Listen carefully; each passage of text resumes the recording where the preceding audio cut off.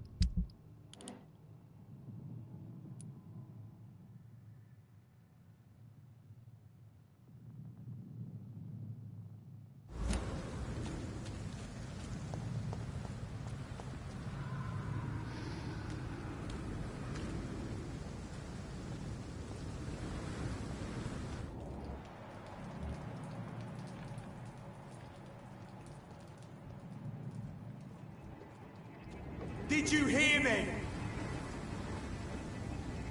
Over there!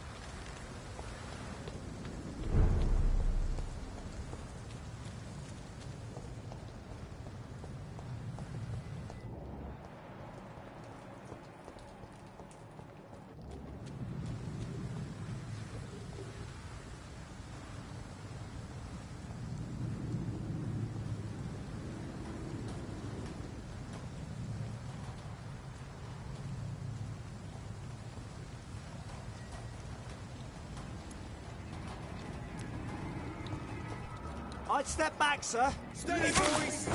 We've got one of them here!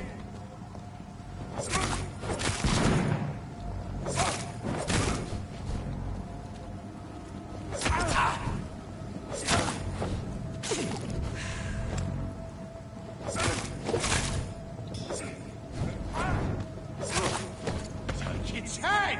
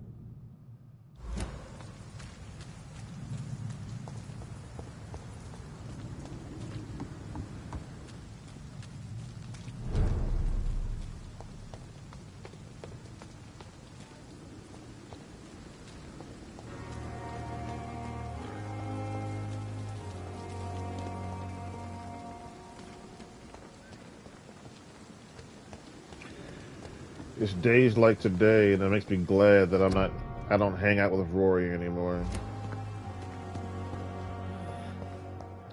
Why?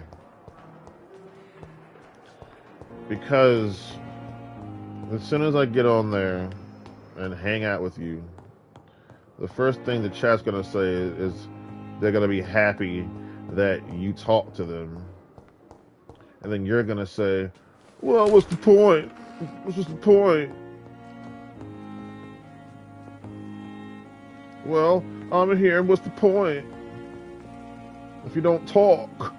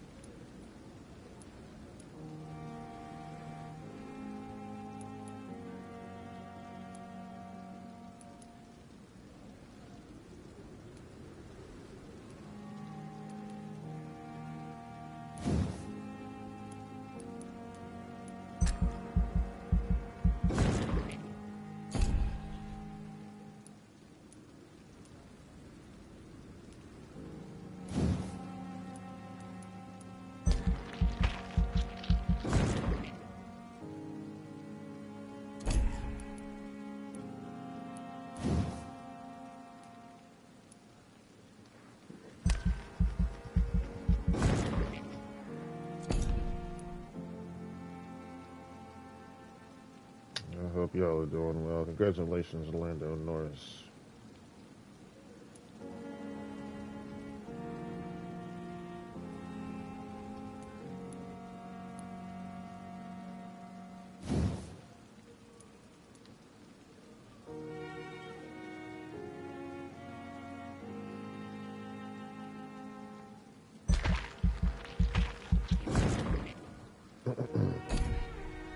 I just gotta get a little bit of everything.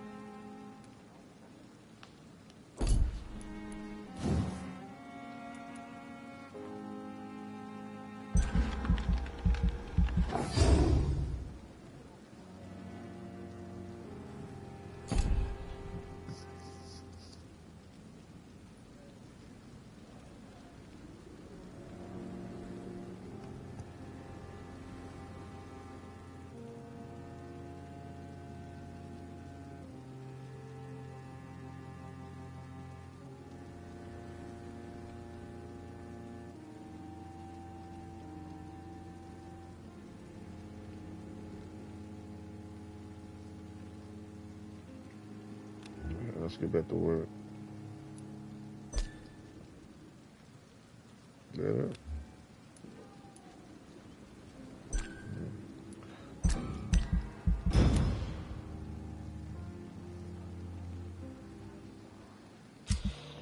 Whew.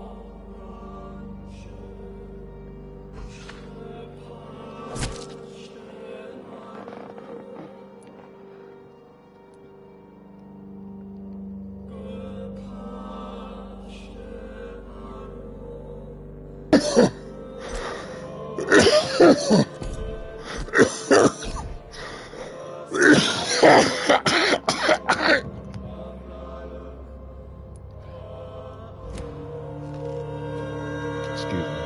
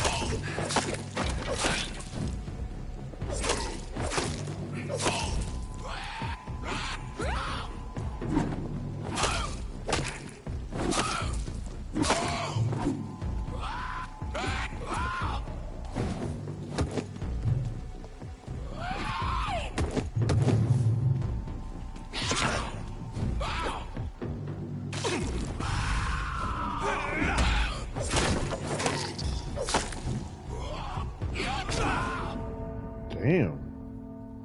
I didn't even know I was that low on health.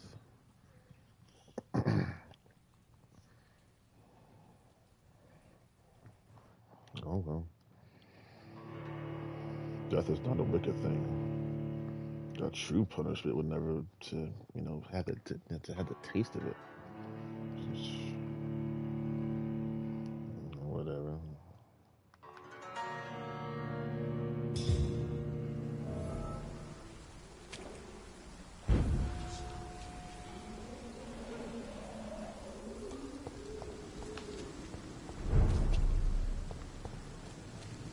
It's funny how the game just turned me around.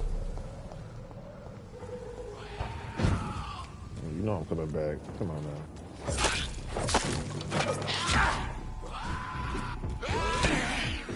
Damn, this homie is tough.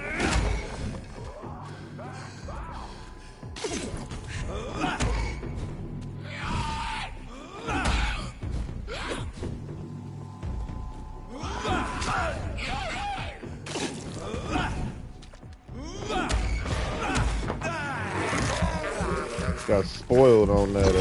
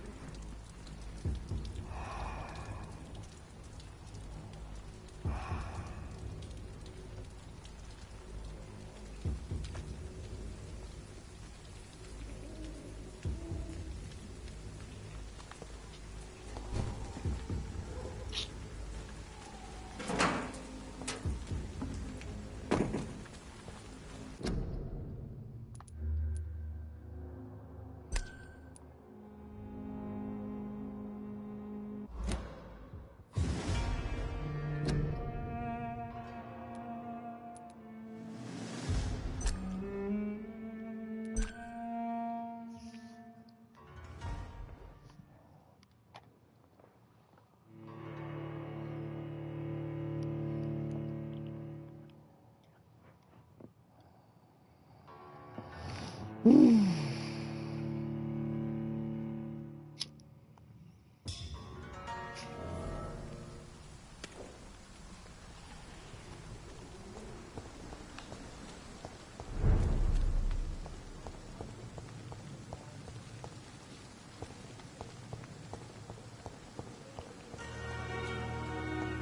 Rhodes, Cody Rhodes, Cody Rhodes, Cody Rhodes. Sorry for your loss last night, G-Man.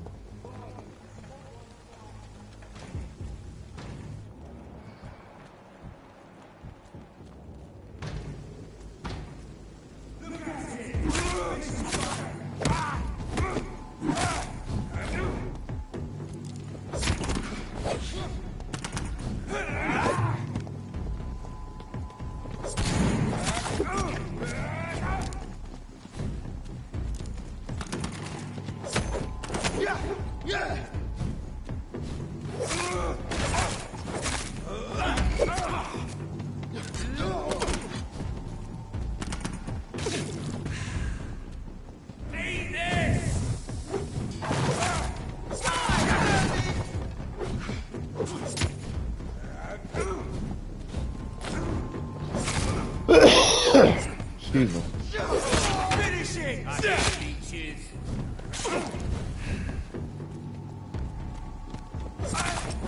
Put an end to you!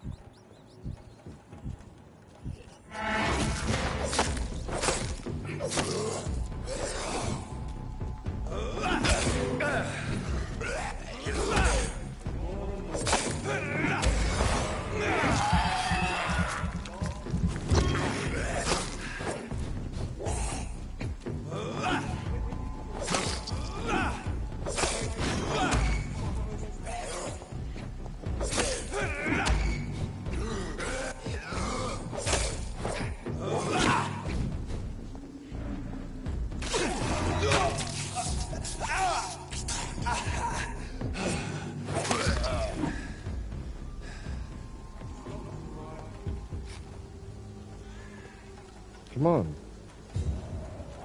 You won't heal.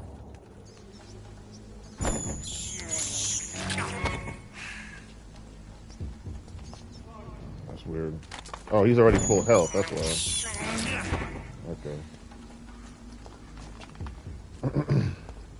Alright, that's fine.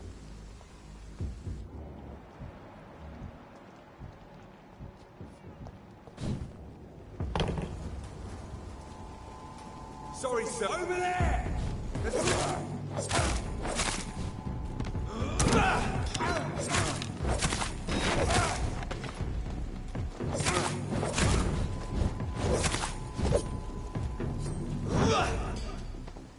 Where is it? Over there! There's one of them. Fucker!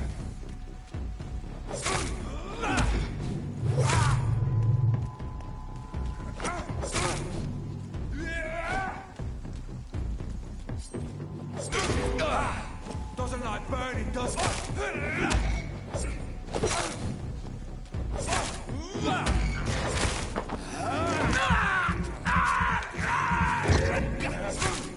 Burn him! That's what you do with leeches.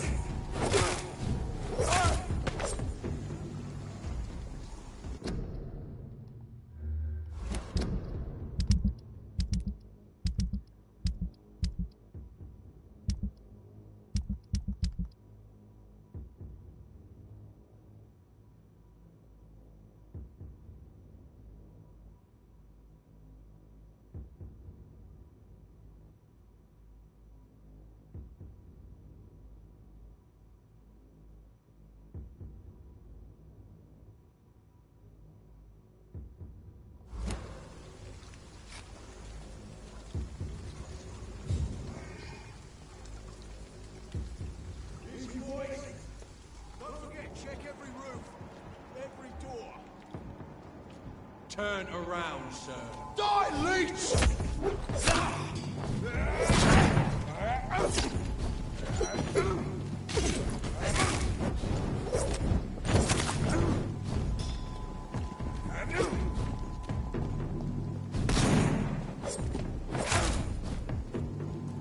Shit, where'd it go?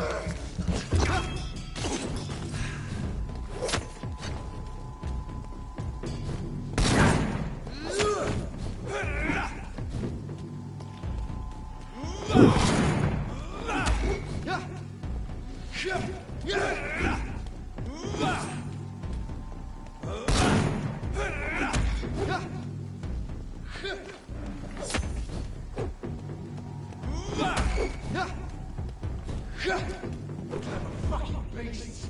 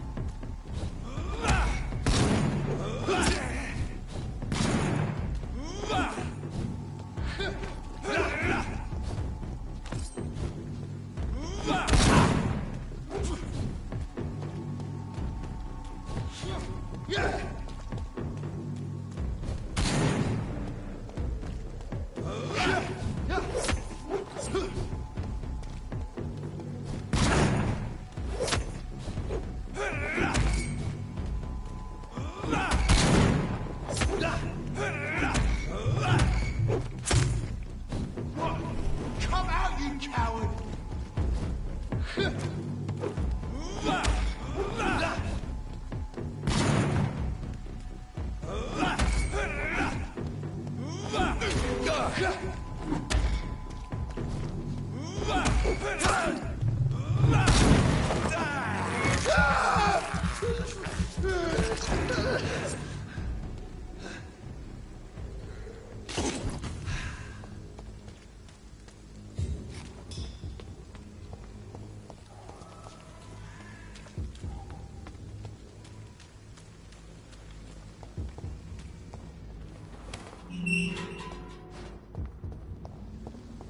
Whitechapel.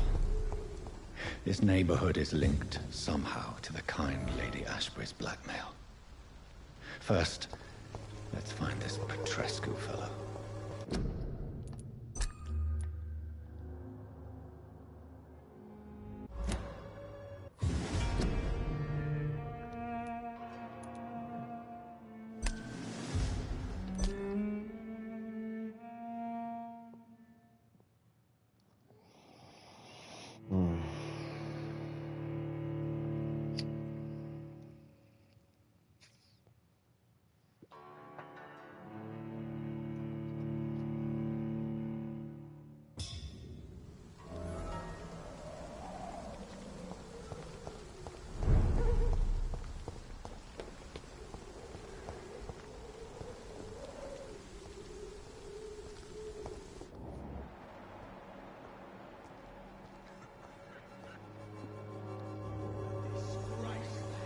Fuck you all! Fuck it all! Stop it now, Albert! Stop it! The wet boots will be proud of me.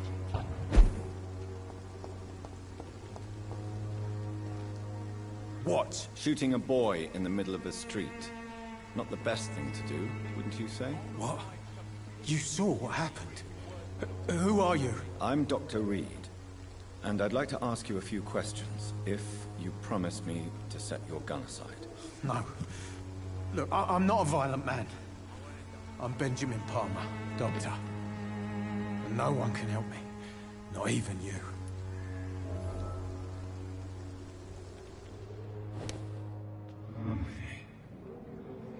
Me? I'll not die in some piss-stinking alley reeking worse than a week-old lavvy.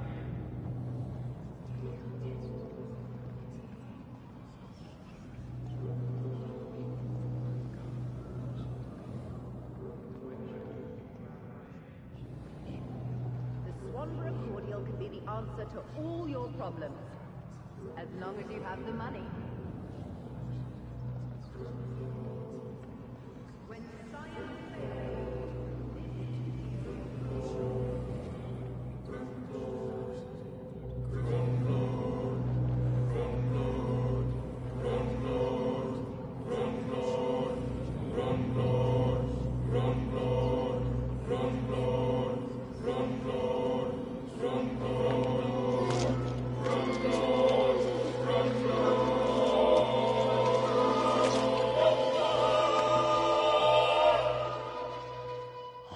bleed anymore. I died in this trench a long time ago.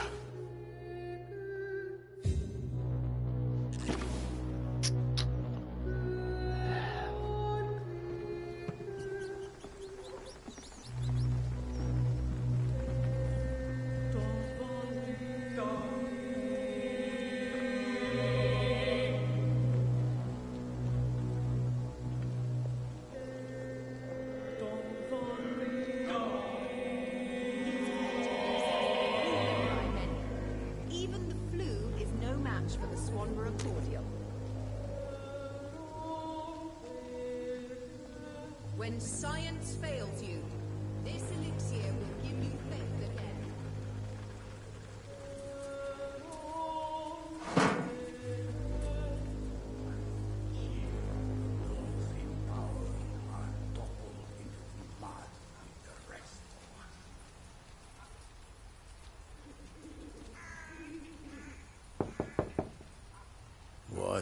What do you want? Leave me alone. Good evening, sir. I'm Dr. Reed. I'm looking for Nurse Dorothy Crane. There is no Dorothy Crane here. Now goodbye. I'm afraid this medical leaflet says the opposite, sir. Really? Well, I'm afraid I'm going to close this door right now. Go bother someone else, Mr. Doctor. To enter that house, I must discover who this man really is. Maybe I could start by observing what he's up to.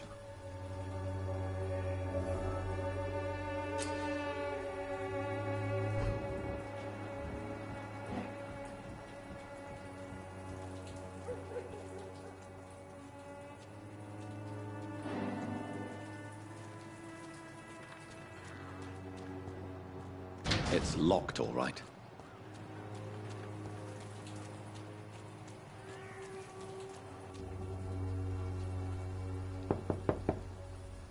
I will return later.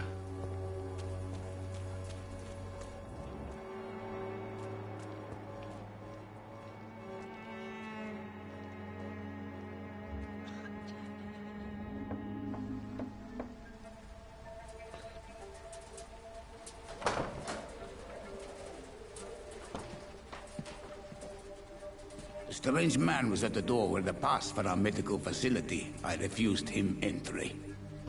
Darius, how could you know he didn't need our help? I'm gonna watch Indianapolis 500 later.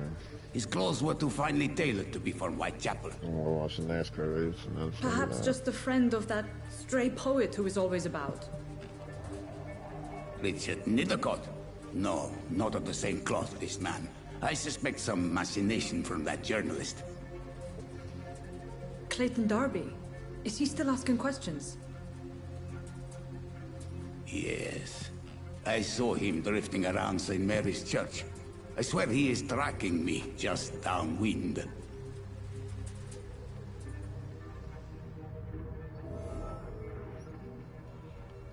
I must talk to that journalist or the poet.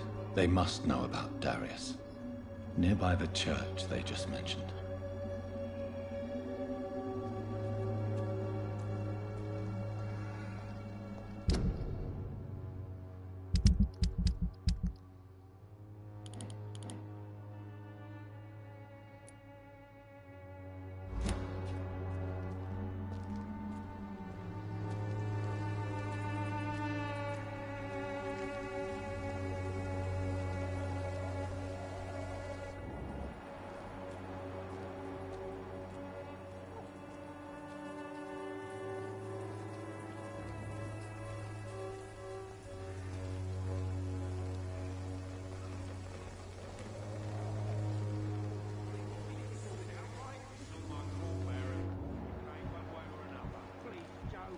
How long have we known each other?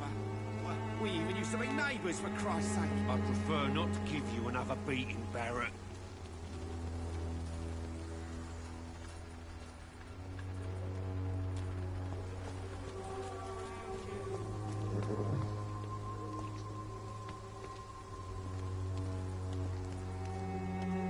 Forgive my interruption. Do not apologize, my son. Father Tobias Whitaker is always happy to teach mortals about the incoming Armageddon. I am Dr. Jonathan Reed, and I just have a few questions. A scientist? You are much more lost than I thought, my son.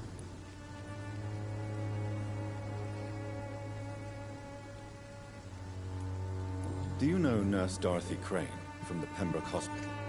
I'd like to know more about her. I don't like the liberal ideas of nurses, but I especially abhor that Nurse Crane you mentioned. Why do you hate Nurse Crane more than other nurses? Before coming to London, she was a member of the communist resistance in her country. That's what happens when you let a woman get involved in politics.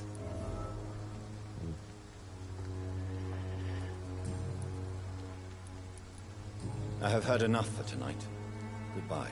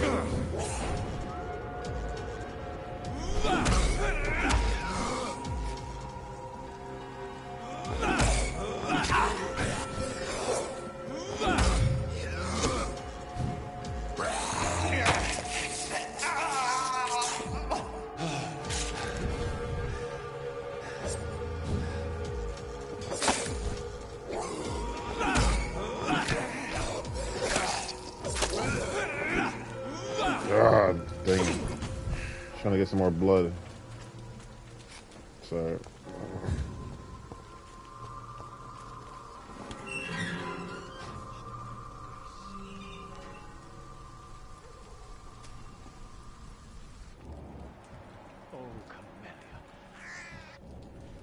Good evening, sir. I'm Dr. Reed. I would like to ask you a few questions. Please be my guest. Although I may not be the best informant regarding this part of town, my words speak about that which the eyes cannot see. Really? Are you an artist of some kind? I'm a poet, sir. Richard Nethercott, at your service.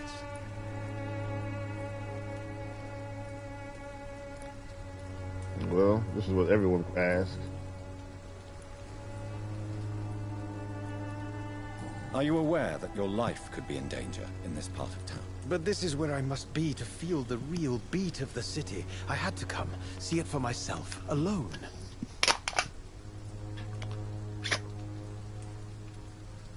If some misfortune came upon you, who would be here to help you? Well, you, for a start, my dear doctor. I understand your need for solitude, but it's not safe around here. I don't care. I don't have many friends, Doctor, and my family despises me.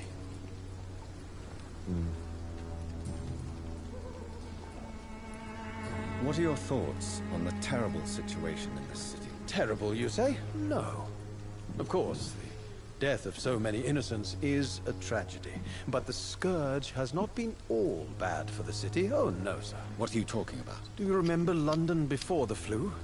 Noisy, cacophonic, quiet nowhere to be found. And now, listen to this oddly peaceful silence. Cacophonic. Peaceful? That's quite an unusual way to speak about the epidemic. And very inappropriate, I must say. Most people fail to understand my perspective. I don't blame them. But how could I call myself a poet if I veiled my feelings? May I ask what you're doing at this hour of night, sir? Do you live here? Not at all. I'm just enjoying the pleasure of a quiet walk. Though night talks are always preferable, if you ask me. Especially with strangers.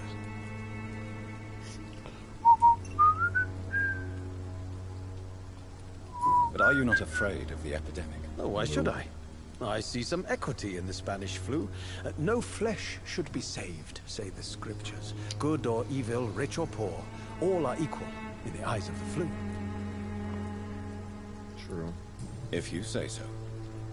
But as a physician in a time of epidemic, I must caution you to avoid unnecessary exposure, sir.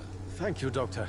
But we both know the seeker of truth has to go boldly where the weak dare not. Richard Nethercott. I like it. I like this guy.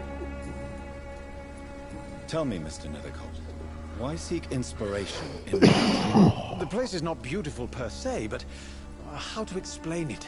Stirring and challenging.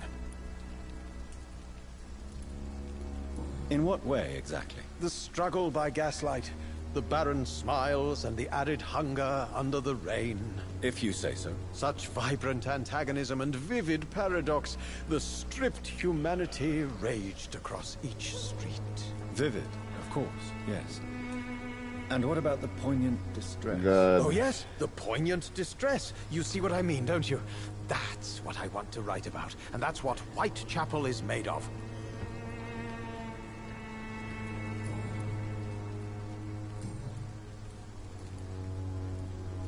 May I ask you a few questions about the district? Extraordinary part of town, is it not?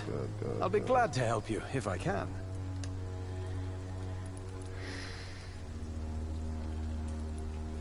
I'm looking for Dorothy Crane, a nurse who lives in this vicinity. Dorothy Crane. Oh, I love the name.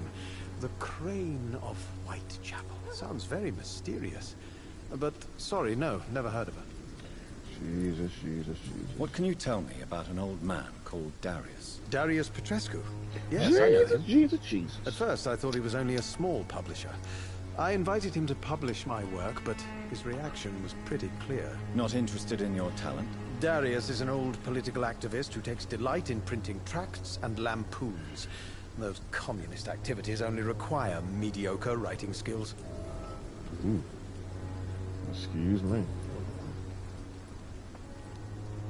I'll leave you alone, sir. I found one person. Now I gotta find the other.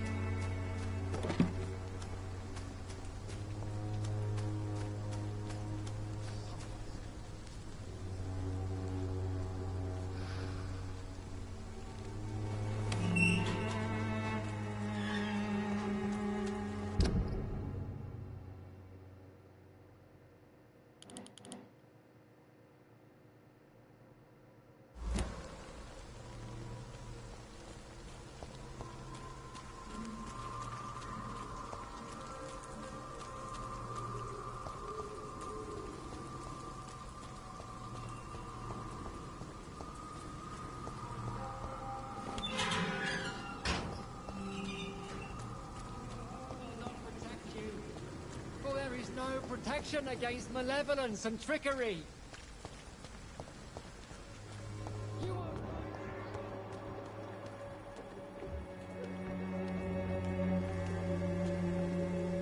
Don't be shy, handsome. What can Christina do for you? I'm not looking for what you're selling. But I'd like to ask you a few questions, if I may. I'm a doctor. Dr. Reed. All right then, but be quick. though I usually get paid when I open my mouth. Do you know Nurse Dorothy Crane from the Pembroke Hospital? Anything you can tell me about her would be helpful. I don't know her, but I know her name is Dorothea Crăciunescu. She came from Romania like me and many others. You seem to respect her. Dorothea helps the sick people of Whitechapel. Everyone should respect that. Goodbye, miss. Take care of yourself as best you can.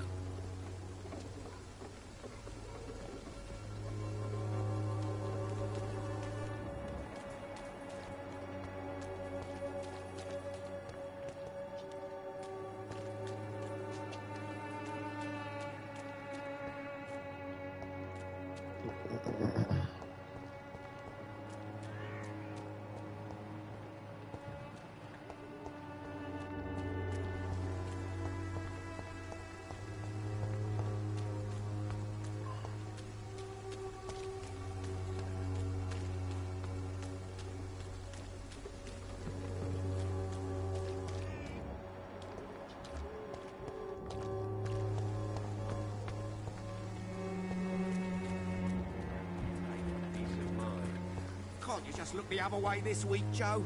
Come on, we can sort it out, right? It's not my call, Barrett. You... Excuse me, sir. I have a few questions for you. Another journalist? I didn't answer the first one, so piss off! I'm not a journalist, I'm a doctor. A doctor, you say? It's quite a rare breed in this part of town. Really?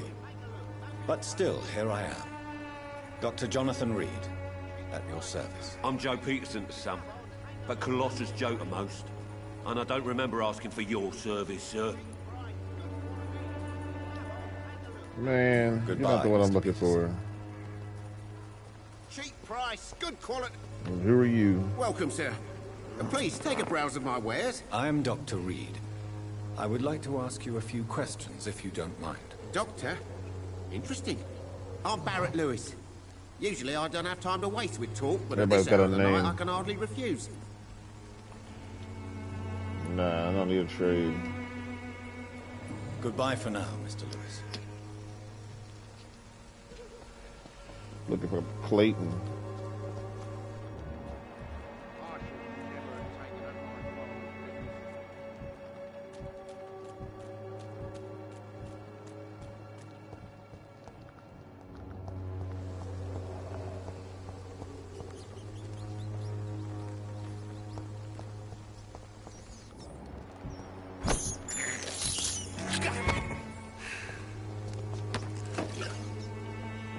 Pest control.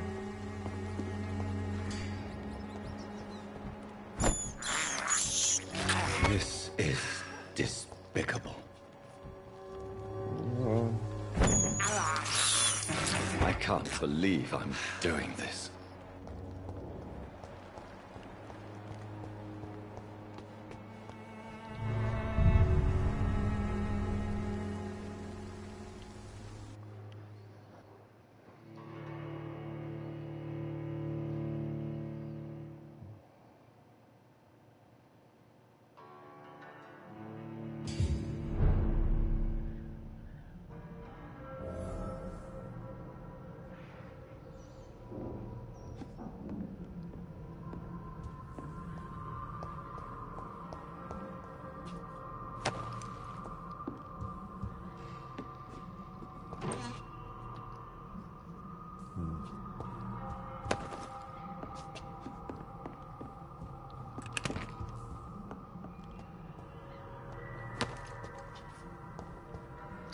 Should have crafted while I was in my home.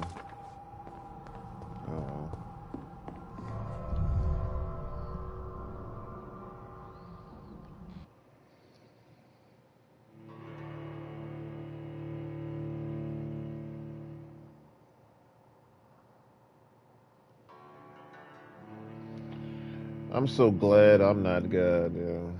I couldn't do this forever. I don't know how you do it.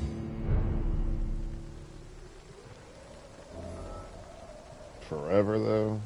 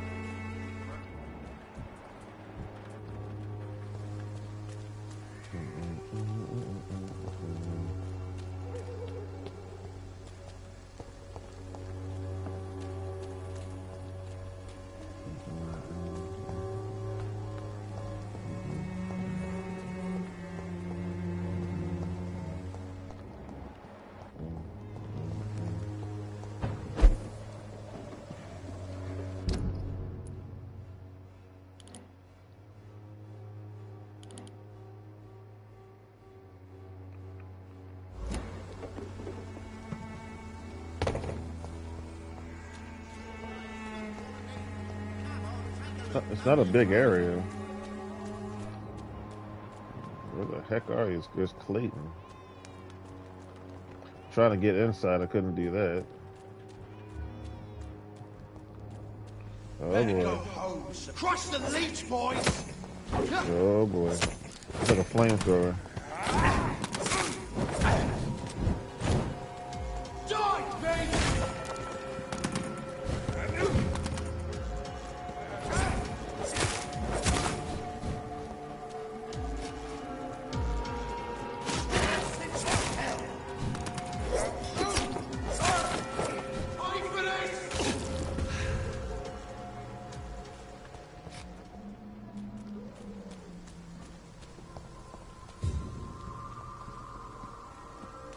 Steady, boys, we've got one of them!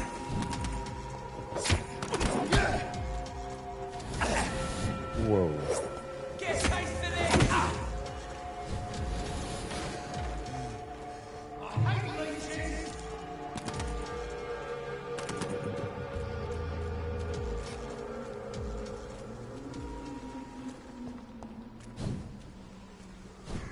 This one's mine!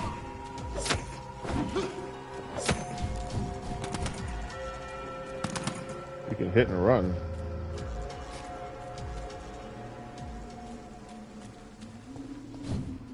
I just have to do what I need to do. Burn it, boys! Die, vermin!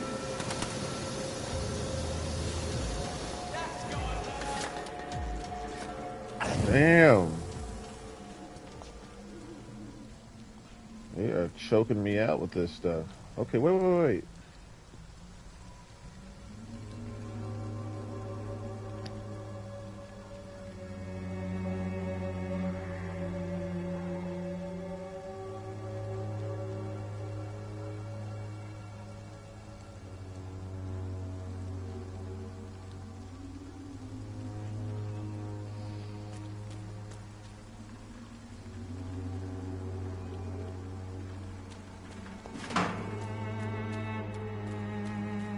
See them fancy colours? Want some of this? Filthy piece of shit! Food!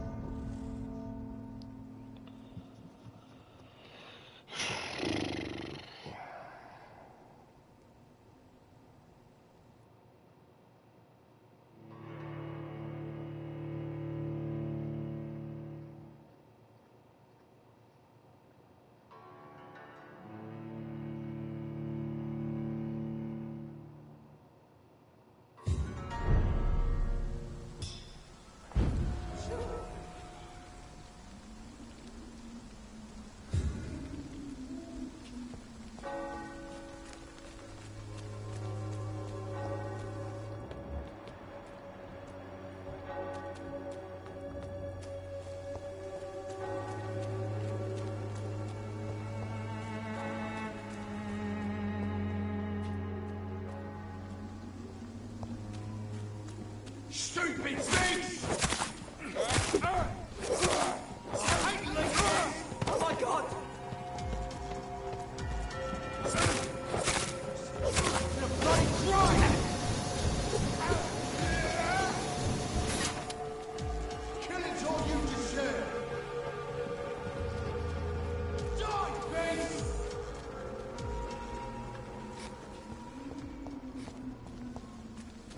You leeches, you killer!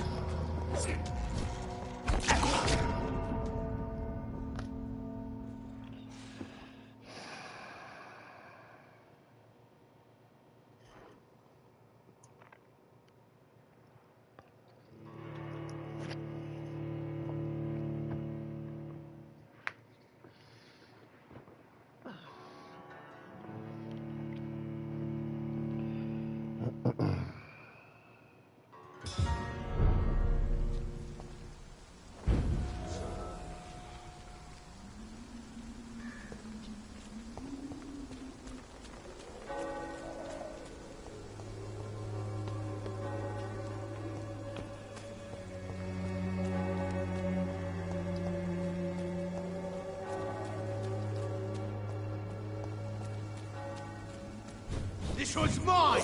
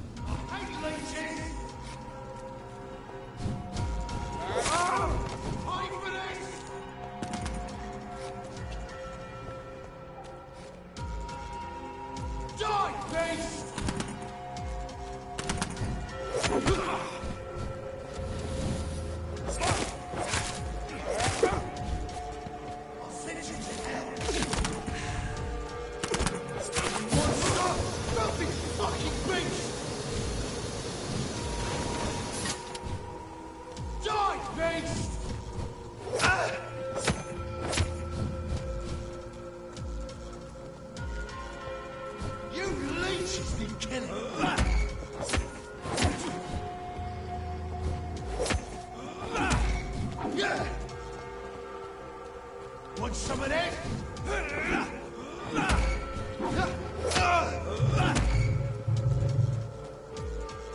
You leeches didn't kill him.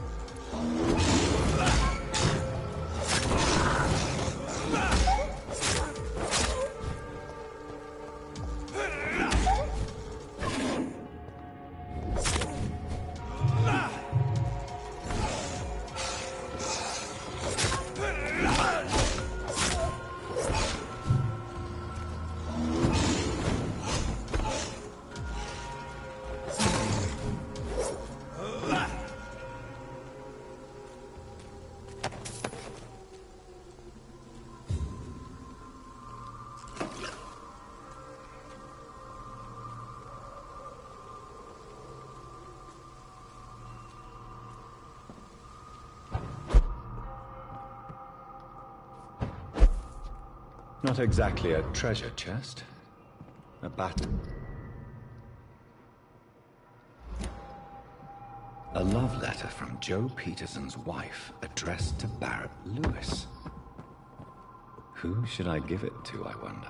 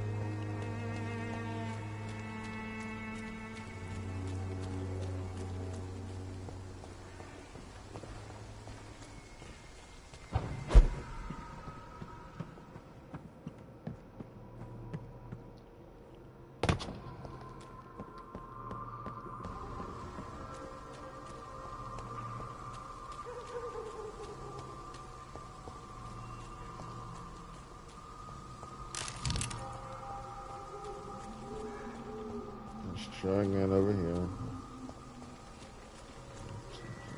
Trying to find Clayton. Clayton's a ghost.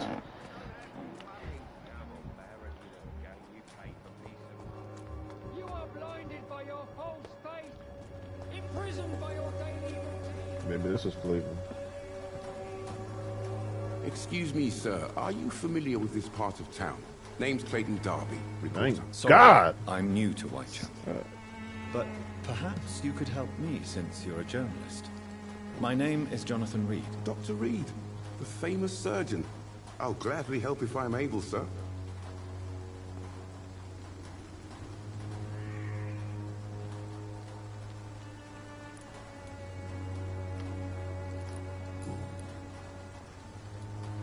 Have you any idea of the danger you face in these streets at night? I've had to run and hide more than once from frenzied mobs incensed by the fever. Do you think the flu is really responsible for this, Doctor?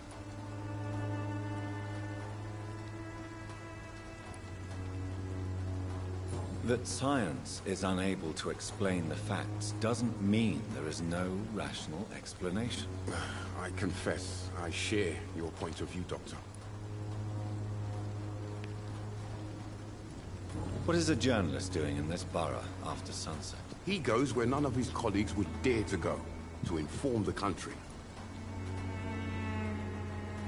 Come on. So you risk your life to reveal the truth.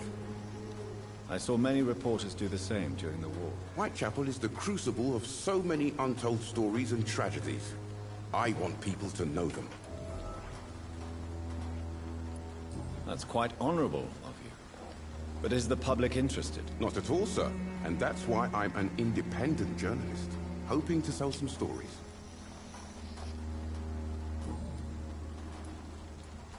Why are the newspapers keeping silent about the Spanish influenza? It's as though none of you care. There's a war going on. People shouldn't be demoralized by news of deadly diseases.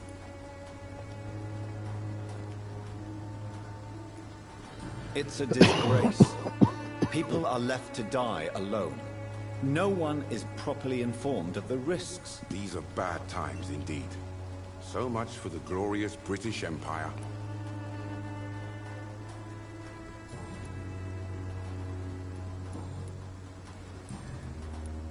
I heard you're investigating an underground medical dispensary in Whitechapel.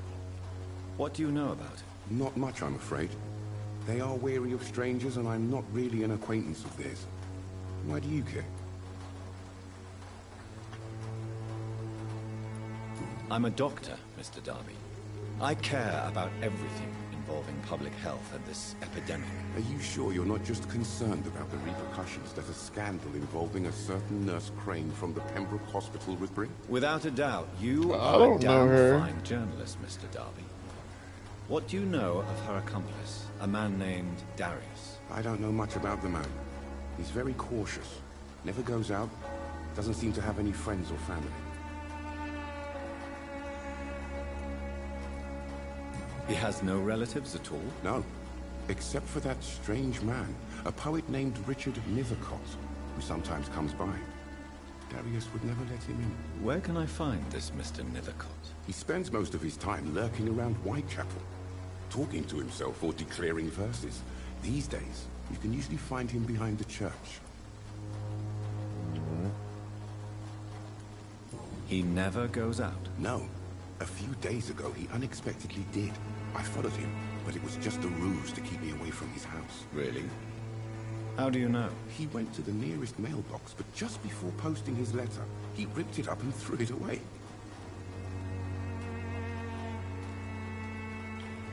Alright. He never goes out, huh? He never goes out? No. A few days ago, I just asked that question. I followed him, but it was just a ruse to keep me away from I'm not his even house. paying attention, yeah. How do you know? He went to the nearest mailbox, but just before posting his letter, he ripped it up and threw it away.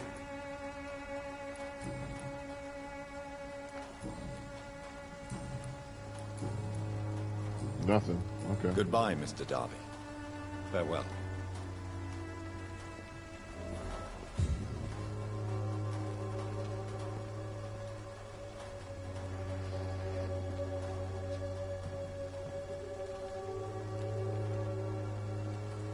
I was back here earlier, but he wasn't here. They just walk around.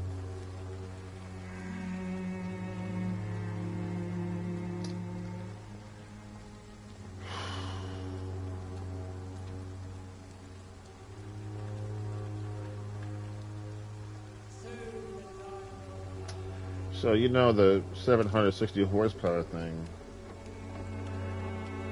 one of the reasons why they have that is because it doesn't blow the engine as quickly. You know what I'm saying? So that's a good way to save money. You know what I'm saying?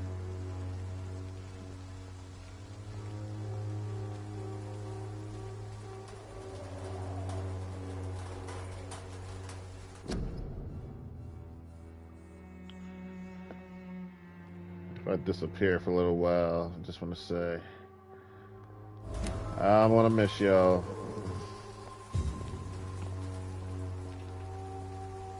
I'll just say that now. Definitely missed y'all last time.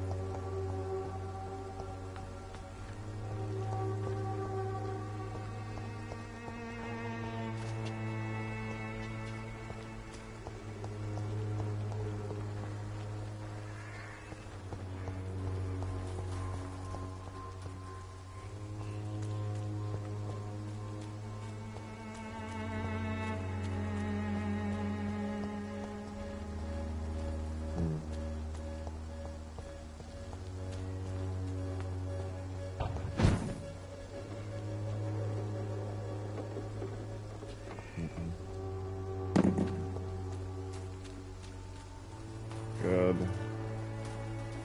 Where's the mailbox?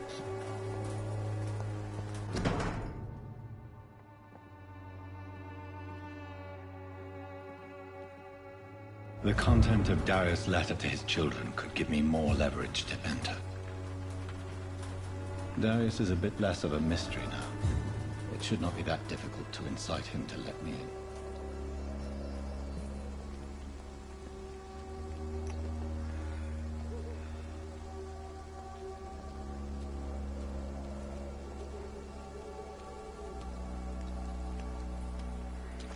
I'm cheap and I'm clean, I promise.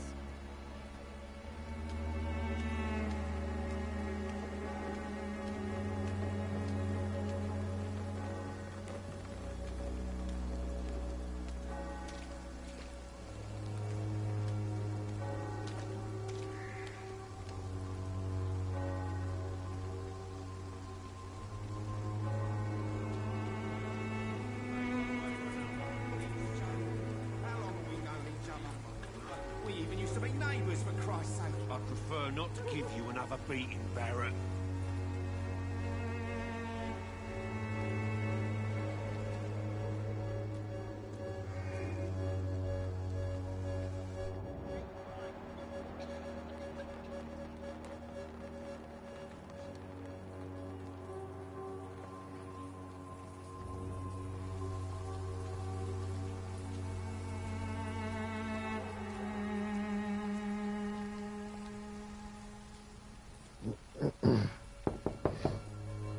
Mr. Petrescu, just 1 minute, please. You again?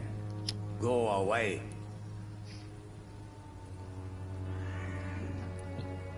Sir, wait. Stop this nonsense. I know Nurse Crane is here. Shall we speak man to man, you and I? All right. Speak up. Don't you see we're on the same side? We fight to help the poor, sick, and abandoned. I'm nothing like you, Mr. Potter. Yes, you are. You too believe in providing medical care without charge. You know what we have to sacrifice to make the world a better place. I have to admit your words have conviction. All right, I'll let you see Dorothea. Don't make me regret this, though.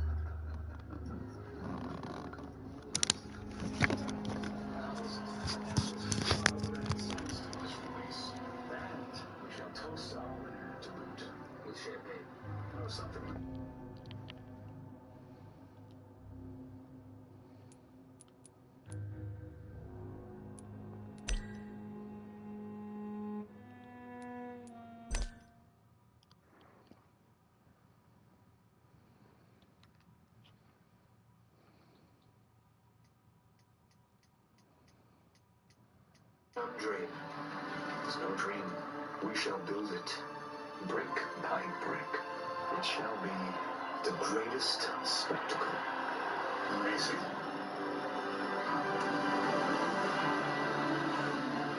It's May once again.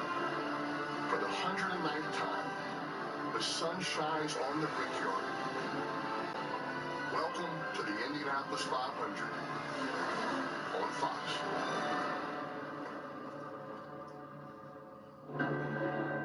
Welcome to the racing capital of the world. welcome to the Indianapolis Motor Speedway for the 109th running of the Indianapolis 500. The grandstands are packed. The fans expectant for this most momentous of occasions and this most historic of races. The expectation rises trackside, and we go trackside now. Please welcome today's Grand Marshals, 5-time World Series champion Derek Jeter, along with 14-time All-Star A-Rod Alex Rodriguez. This is the moment you've all been waiting for. Drivers, to your cars.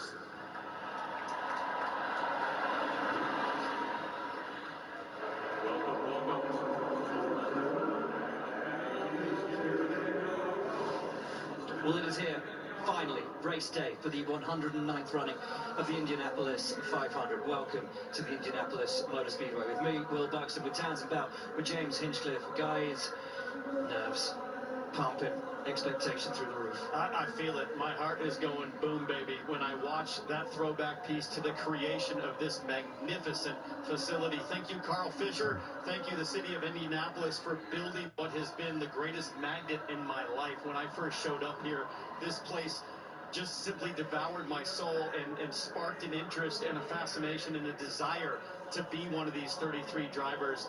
It is a privilege every year to be here to call this the greatest spectacle in racing. And I don't care if it's your first time here at the Speedway or your 81st time. Every time you go through that tunnel, you see the track as you emerge. It gives you a feeling, Townsend. It's unlike any other racetrack, unlike any other stadium on Earth. I love coming here every single year. And there's no better place to be than trackside, where we find our Jamie Little.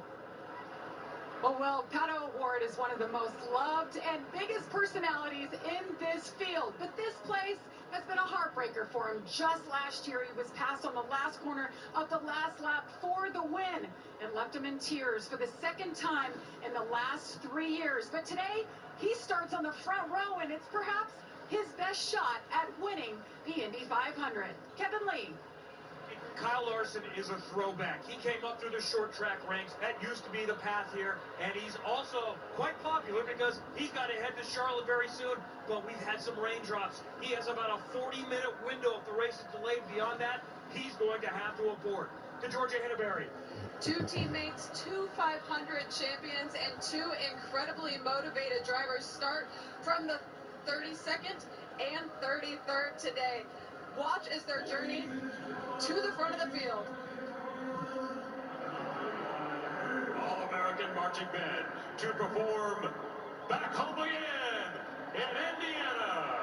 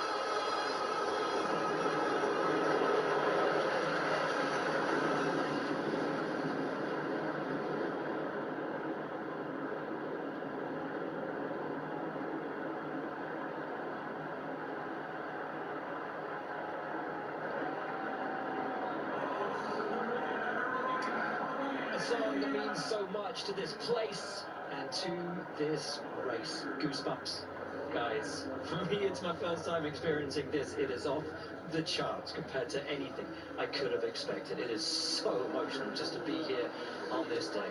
Well, you think about what this means right now for the 33 drivers that are waiting for maybe just a little bit of a raindrop to pause here, and then the chance to fire off and chase the biggest prize in racing, James. This is the time as a driver where you just don't know, hey, are we going right now? Are we starting the engines? What is going on? As if it wasn't hard enough to kind of manage the emotion of the situation. You know, this place is so special. Those opening ceremonies, guys, unlike anything else in sports, really.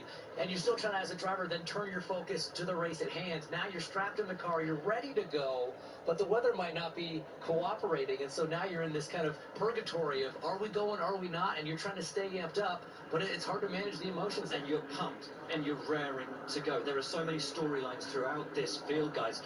Let's start at that front row. Pato O'Ward, his first ever front row Indianapolis 500, alongside him a two-time winner of the Borg Warner in Takuma Sato, and then the pole sitter, a rookie in Robert Schwartzman. A rookie from Tel Aviv, Israel, and a rookie team. They have never, as a group, driver and team, they have never done an oval race. They have certainly never done an Indy 500. They start at the very front by way of a fantastic qualifying effort. But already, if I'm Sato, or I'm Pato O'Ward, or how about Alex Palou in that red and yellow car in row 2, I'm starting to think this might throw the rookie even more than expected.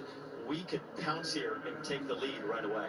I mean, how much grip is there in turn one? Has the rain affected those levels at all? The conditions themselves already quite cool compared to what we saw on Fast Friday the last time, or sorry, on Kart Day, the last time that these drivers were in these cars. So going into turn one, it's a bit of an unknown for all of them, even the experienced drivers. For a guy like this man here, Robert Schwartzman, it's even more difficult to calculate how much risk to take, how fast to go into that first turn. You talk about that second row, the experience there. Alex Palou, a three-time champion. Scott Dixon, a six-time champion. Palou, who has never won the 500. Dixon, for all of his victories and all of his success, has won this race just once and would so dearly love to do so again. But when we look in that top 12, 2 cars are missing, 2 cars we expected to be there. They start from the very final spots on the grid. 32nd, Joseph Newgarden. 33rd, Will Power. Technical infraction during qualifying means they start back there. And if Joseph Newgarden is going to take 3 in a row, he has his work cut out today. Think about how lucky we are as race fans to get to watch and enjoy this. They'll be bummed to start at the last row, but you're looking at 2 of the fastest cars in the field.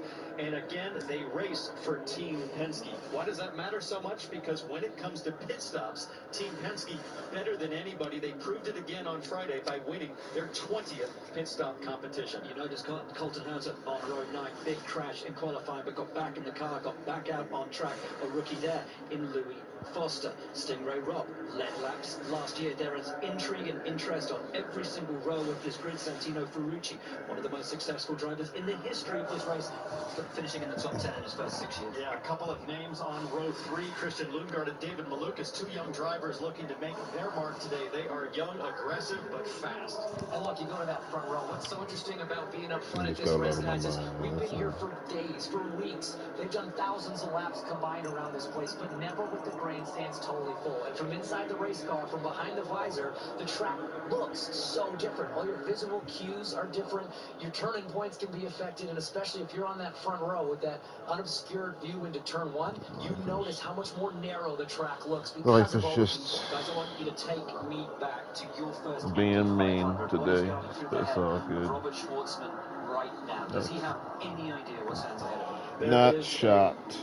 A burn in your heart and your stomach right now as you contemplate the opportunity as a driver to make your first start in the Indy 500. You try to block out all of the distractions. Robert Schwartzman has picked up 3 or 4 new sponsors in the last 4 days. They've flown in from Monaco, from Israel, from Los Angeles to support this guy. All of a sudden, he has hoopla around him for the very first time, and you have to block all of that out. But let's not forget, in any other racing series in the world, there is no such thing as a race weekend where you go 48 hours without doing anything before the start of the race. These guys haven't driven anything for 2 days. That is a big deal. We talk about the rookie, Robert Schwartzman, on the pole. A guy who most certainly is not a rookie is Elio Castroneves. At 50 years of age, he stands on the brink of history, James. He has already 4 Indy 500 wins to his name. Today, he could become the first to win 5.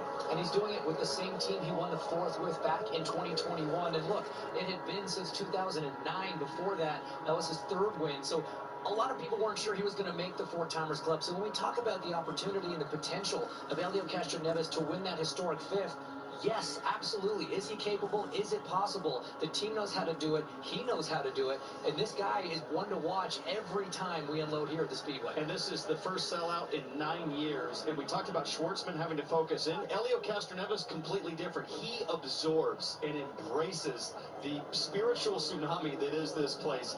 So we're hearing that Pato O'Ward might have had some radio communication just a few moments ago, perhaps some coaching coming from the timing stand. Let's listen.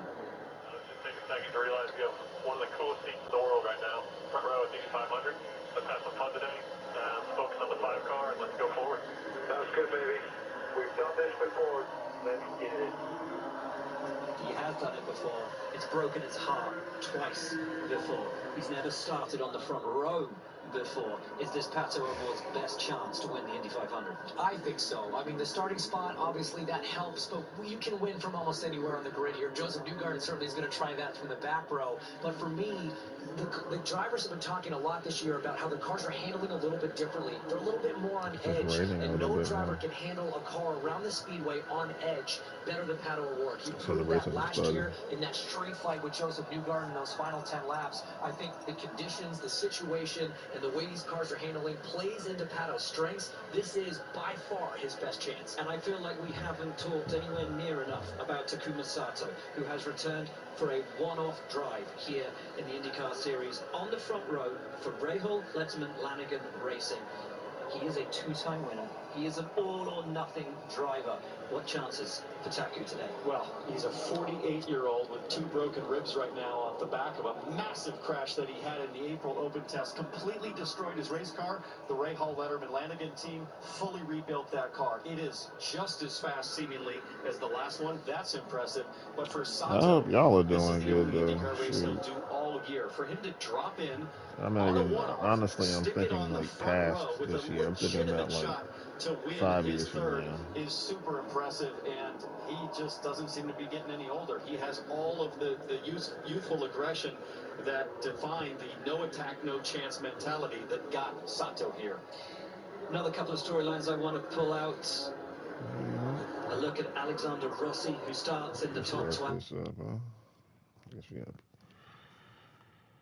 Yes.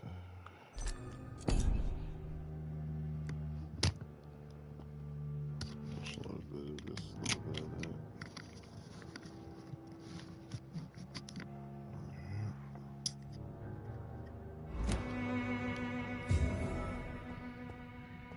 Dorothy Crane. The dispensary.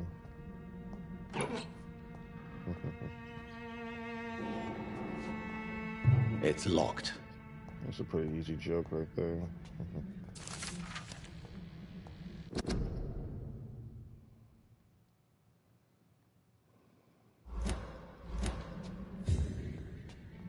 Got the same letter? No. I got a lot of stuff, just nothing to do with it right now.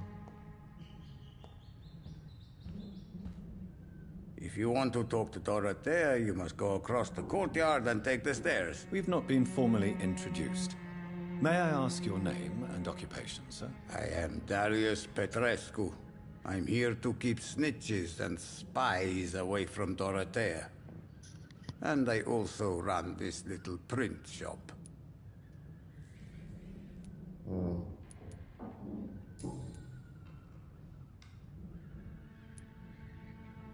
Tell me everything you know about Camellia, the mute florist. I do not believe in the afterlife, Doctor, but I'm almost convinced Camellia is an angel.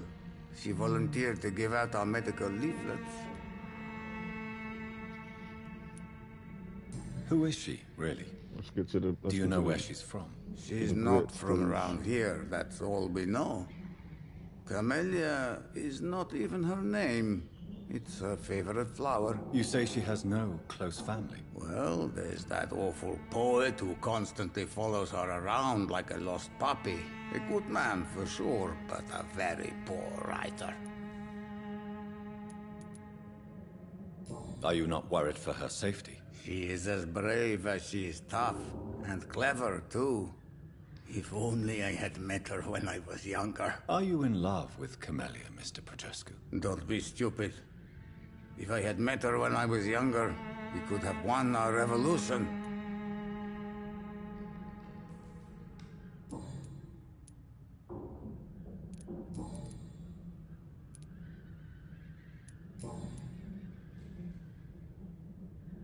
How did you meet Nurse Crane, Darius? Why does she trust you? I'm her oldest friend in England. Dorothea and I share many ideas about this country and about the country we left. You mean occupied Romania, don't you? Even if not directly, I fought against your enemies. Really? Then perhaps you have more in common with Dorothea than meets the eye, Dr. Reed. I know you fought for your country when it was occupied, Darius. Tell me more about it. I know my days are numbered, and I know I won't see my homeland again. But I fought for Romania all my life, and I will until my last breath. But Romania escaped the grasp of the Austro-Hungarian Empire. It's a free country again. But it's not the country I fought for. My homeland is not appeased, Doctor. And I still see a dark future ahead for my people. Do you have any family left, Mr. Petrescu? Children or grandchildren? Who knows? I have abandoned my people for so long, they might as well be dead. As dead as I am for them, I suppose.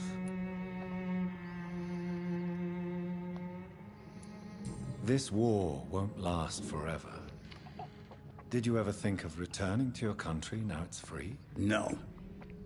I have taught strength and determination to my sons and daughters. I'm an old, dying man who only has memories of better times to cherish. My God. Why art thou forsaken me? Don't be embarrassed, sir. If you must know, my own father disappeared many years ago, and I forgave him. It's quite awkward to talk about our families like this, but thank you, Dr. Reed. I appreciate your trust. You're welcome. Goodbye, Mr. Petrescu.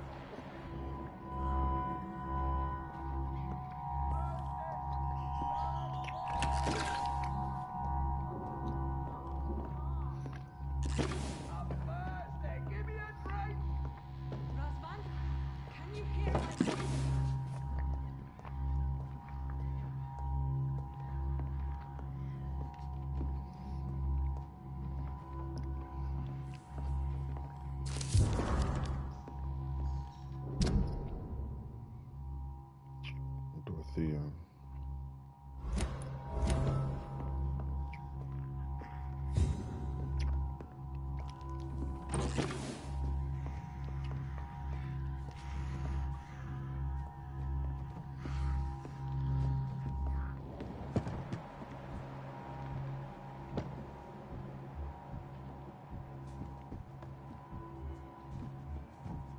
Dorothy Crane.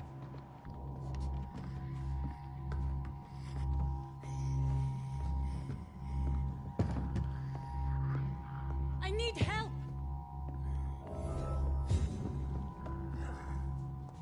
He's going... What do we have here, nurse? Patient Razvan Vasily. High fever running on 3 days. Complaints of dizziness, muscle aches, and head pain. Diagnosed with influenza. Treatment? Aspirin and salicin for the fever and discomfort. Liquids for dehydration, but he's having trouble keeping even water down.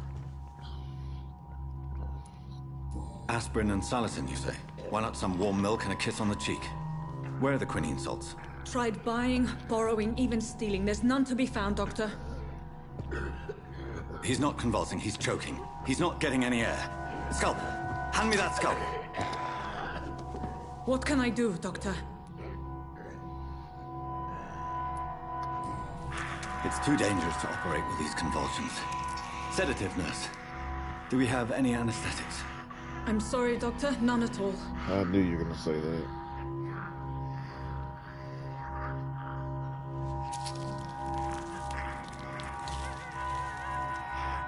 I need to perform a tracheostomy.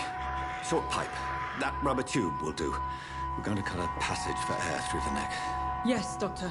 You don't have anything this time. He's breathing again, but he's coughing up blood. Internal hemorrhaging. I need to make another incision into the chest cavity to drain the fluids from the lung. Prepare another tube. A thoracostomy. Doctor, we've nothing to fight the infection. We need an aseptic environment. Okay. Right then, Nurse Crane. What do you suggest we do? I've no idea. I'm not the doctor. Time is of the essence. We need to perform a thoracic drain. Yes, Doctor.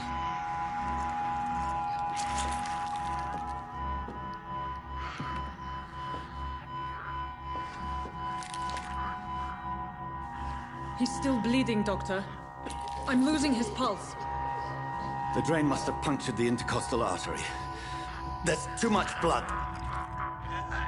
Are you all right, Doctor? I can't see.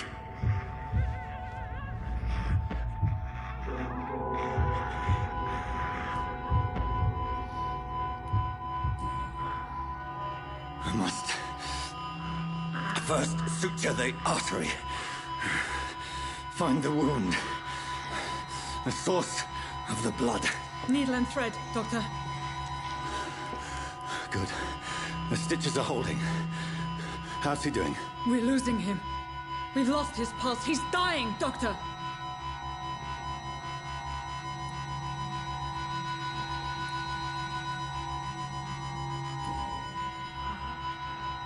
A dose of epinephrine, now. Yes, Doctor.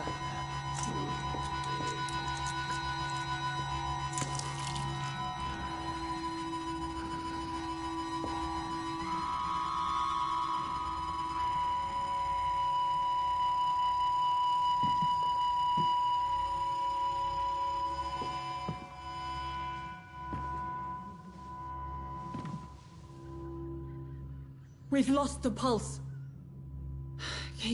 He's gone, Doctor. Nurse, we did everything we could.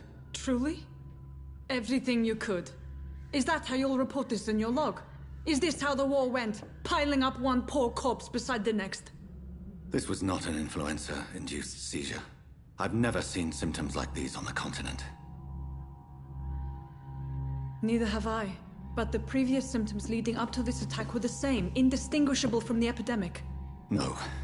There was something more vile in these reactions. Something primitive.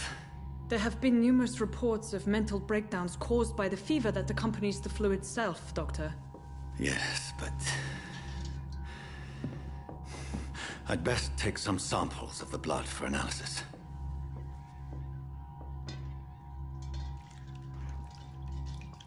Couldn't save him. Did everything I could. I doubt you're here to test my bedside manners.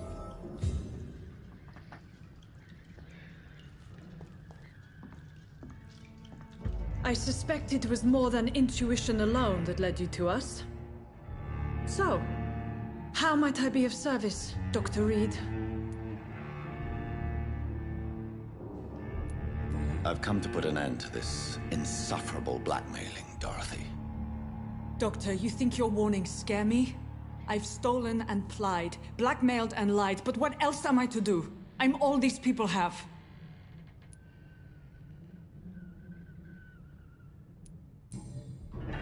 You've convinced me of the sincerity of your actions and their noble justifications. But all the same, blackmail is a crime, and it will stop, Nurse Crane. So, are you going to turn me over to the authorities?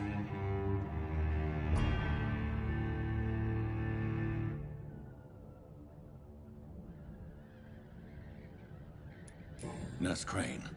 There is no question that the work you've done here is extraordinary, but this dispensary is incapable of coping with the outbreak. It's only a question of days before the situation at hand will overwhelm us. I cannot allow it. It's my duty to put an end to this immediately.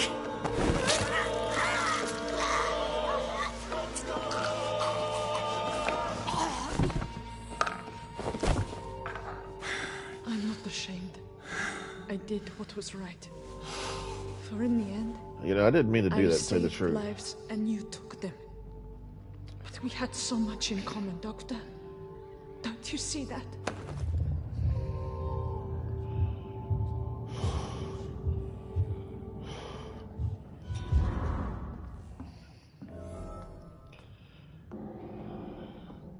I did not mean to kill her.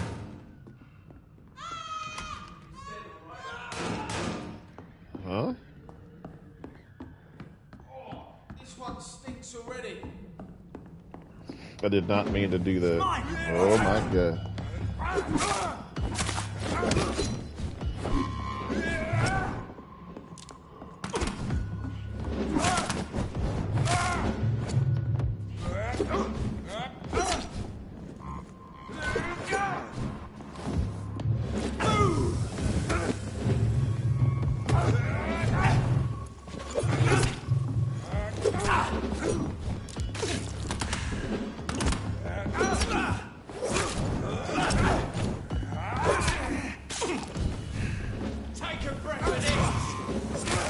Damn, that was definitely up.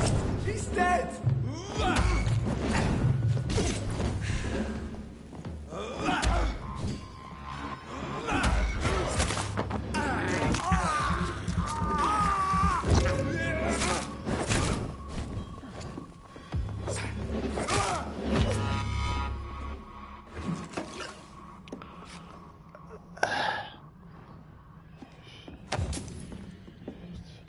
Ah, man, I didn't.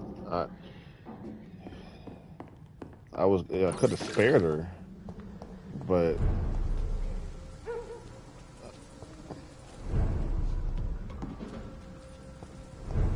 Stupid fucking beast!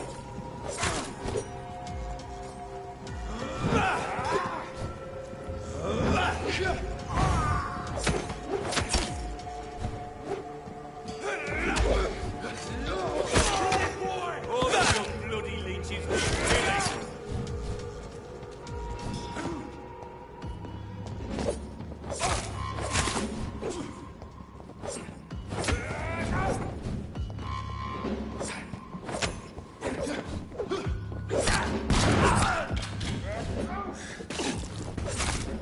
Roast it alive.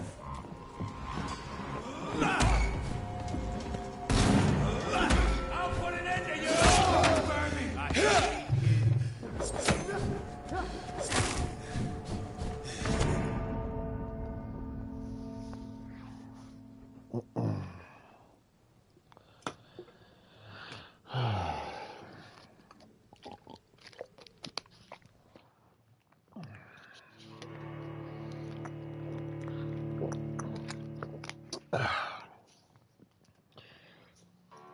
excuse me.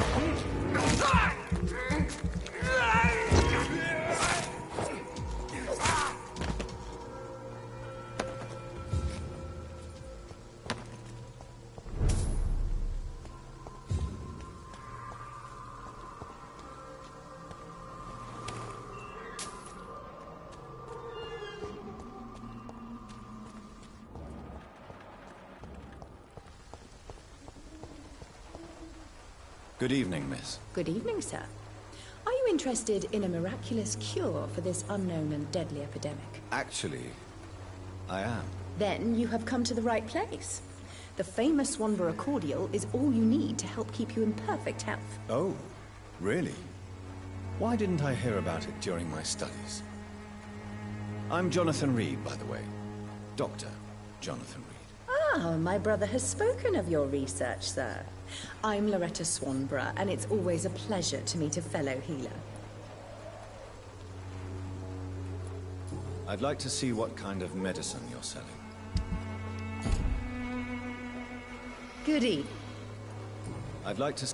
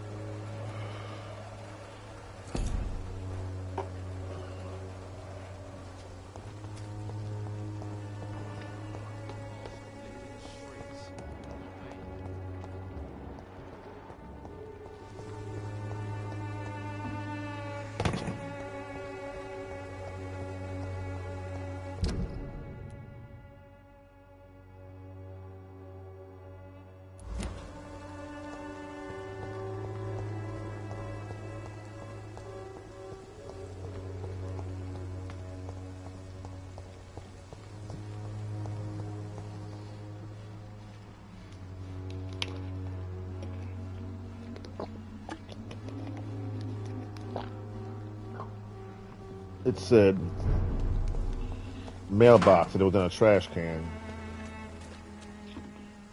Thanks for nothing.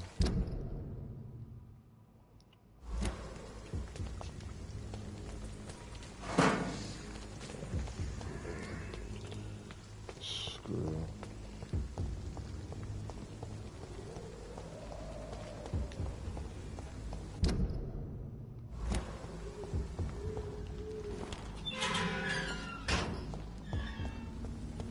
Human blood. Whoever left these marks did so deliberately. Kill it, boys! Burn it, boys!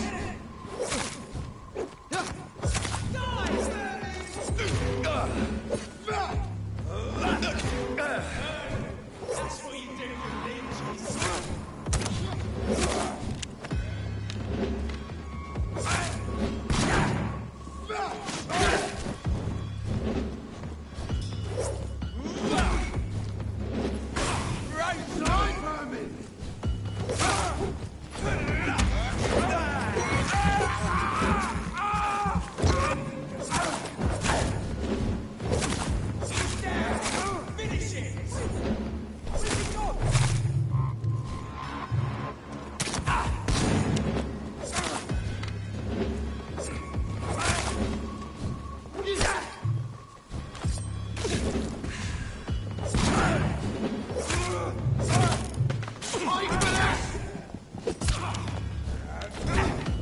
Excuse me.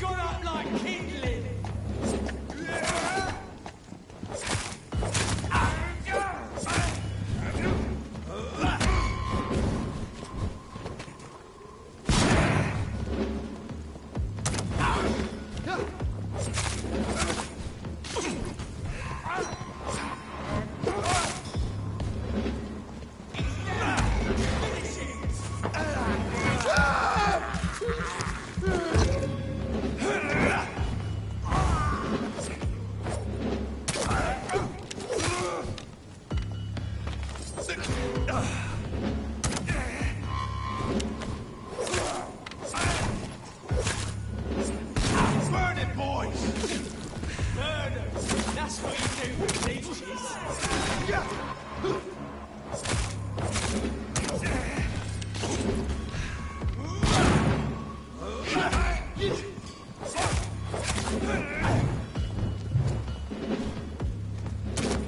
Crush the leech, boys!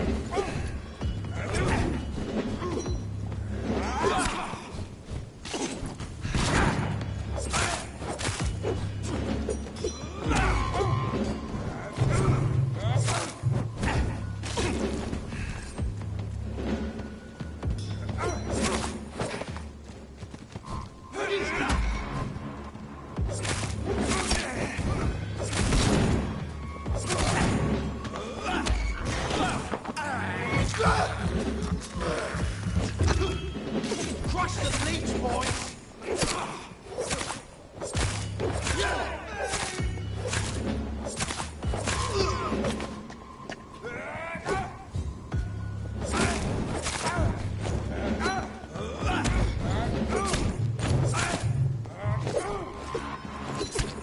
It's a leech trick!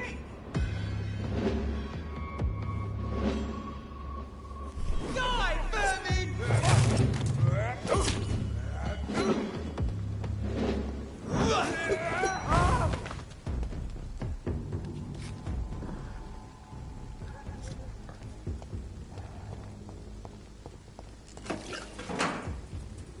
Ugh, time out.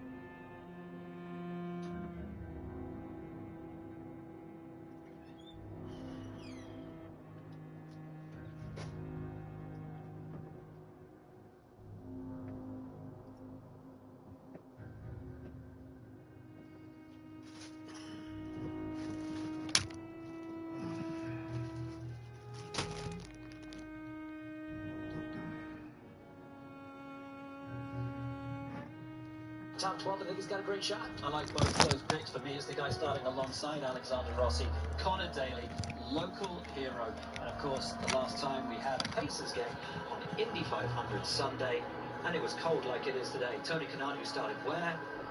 11th, exactly where Connor Daly starts today. It is going to be a thrilling...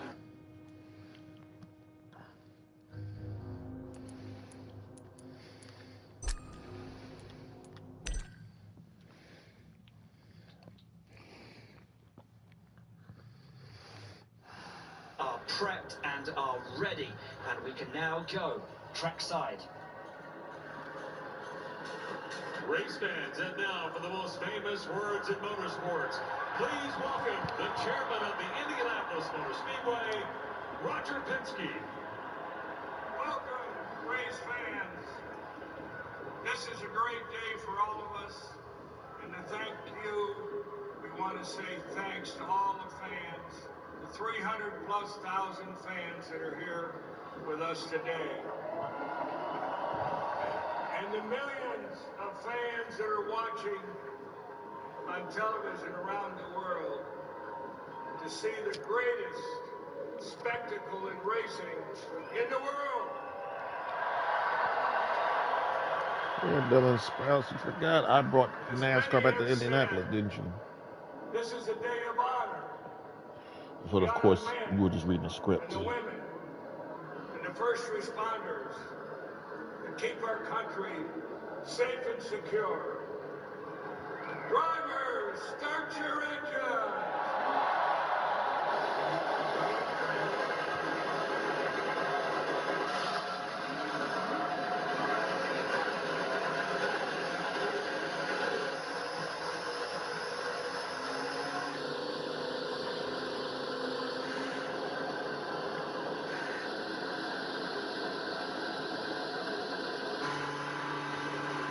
This is the moment, this is the time, and this is Tom Brady on board.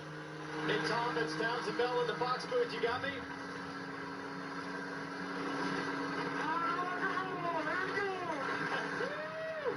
Tom, you just went blasting past the snake pit. I don't know if you can hear us. You won 7 Super Bowls with the best you in the house, but what are you seeing and feeling right now? It's incredible. Jimmy driving, all the fans here.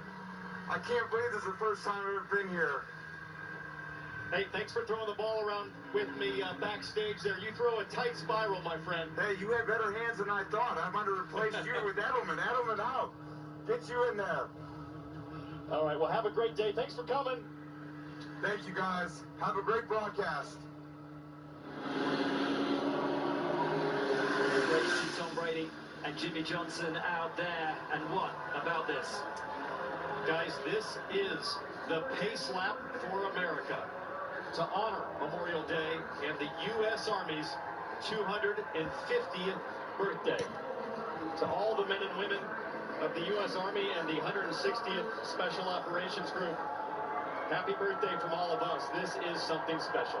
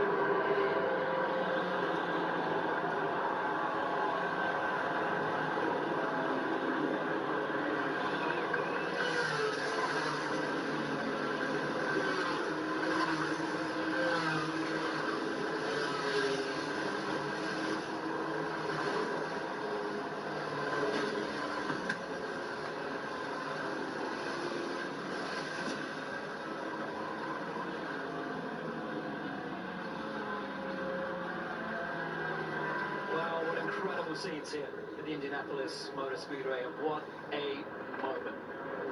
I mean, this place was born to test one thing, James. How fast can you go? And I guess the second thing, of course, how big are you going to go to win the biggest prize in racing? We'll start a bit along the bottom of your screen. There, your back row. Some famous names back there, and all the way littered through this field. Every one of the 33, an equal opportunity. And this is why they do it, guys. These shots of the grandstands, the people here. This is what makes this race so special. 108 years of history. We're about to make it 109 here today. And just seeing the place absolutely packed to capacity for the first time in 9 years, it just gives me chills. And talking about chills, we're going to go down to Michael Strahan in the pace car. Michael, Tim's up in the Fox booth. You got a copy? I got you. All right, we saw AIU driving the Indy 500 back at the top of the show, but now you're doing it for real, buddy. How does it feel out there? I'm doing great, you guys. I got the great coach in here with me. This car is amazing. We are doing 105 miles per hour right now. Do I punch it coming out of this one? Not now. I got one more. I'm ready to punch this thing. But we are moving pretty good. I love the enthusiasm. It looks smooth as silk out there, bud. You've been on the field for Super Bowls. You've seen big crowds, but being there in front of 350,000 people, what does it feel like to you? Oh, it feels amazing when you come down the straight and you see, I've never seen so many people in one area in my life. It's absolutely incredible. And, I mean, this is a thrill of a lifetime. Something I never thought I'd experience, but I'm glad I am experiencing it. And I am also realizing I'm not meant to be a professional racer. Once in my life to take it off the bucket list, and I thank those who made it possible. Well, we thank you for being here as well, buddy. You've got about 23,000 horsepower behind you ready to get unleashed, so we'll let you focus on the rest of your job. Appreciate you being here. All right, thank you, brother. Have a good one. And the great thing here, folks, is seeing that track does not look too slippery. It appears pretty dry. We should be good to take the green. Let's take a listen to some radio from our Fox Sports colleague, normally a pit reporter, Racer Today. Let's listen in. Guys, I just want to say huge thank you to everyone. This has been the best month of May I've ever had, just in terms of being in the team. I've just loved every minute, so thank you everyone. Have a great day today. It's great to see that. Great to hear that from Jack. Thanking the team. It takes a tremendous amount of effort from everybody. Oh, no! That a crash! Scott McLaughlin. And we were talking earlier about Guerrero back in '92. The one thing you don't want to do is to have your race ended before it's even begun. It is over. Sorry, bud. It's okay. Don't stress about it. It's all right. We're okay. 1992 was cold like this as Scott Dixon, the number 9 PNC car, smoking, and you have to wonder, was there contact or is that moisture on the track? And maybe there was still some moisture from McLaughlin in his spin, but his left front suspension is destroyed. His day is over. Scott Dixon is on fire on the left rear. What has happened out there on track between these two? It's fine, Scott. Two of the favorites coming in, two very strong contenders. See a massive fire inside the left rear tire there, Dixon. That's in the brake system. It's behind the left. They didn't pit. We heard the call over the radio to pit this lap. They left him out there. That could be a huge issue as we see the devastation on Scott McLaughlin's face in his body language. And that is what it means. That is what it means to have your dreams wrenched away from you before you've even had an opportunity to make them real. Galling, utterly galling for Scott McLaughlin. And I wonder, guys, Scott Dixon on row 2, McLaughlin on row 4, how could they have come together? They're 2 rows apart. Well, we don't know if they had contact yet, but let's get a report maybe on what's going on with Scott Dixon's car as the EMR safety team goes to work on McLaughlin. Kevin? So listening to the number 9 radio, it does not sound as dire.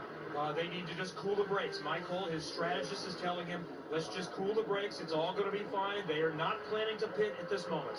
And they have the benefit. Felix Rosenquist, who's right behind Dixon, can radio in and get some information because there's a relationship between Chip Ganassi and Jim Meyer. Here's what happened with Scotty Mack. Right on board.